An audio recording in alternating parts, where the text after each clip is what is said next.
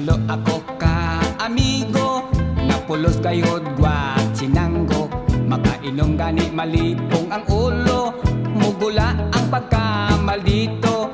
Kung mag-abot dayog debate, lubig nila ang abogado. Labi nagyud og mga hubog, kay magkuntis dayon sa hambog.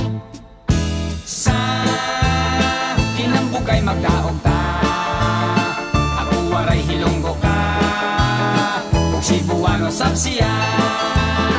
Dito intoy hamon bongto, hasamar og lede. Ako kadla ang pinakariko, nga pensyonado kanyo.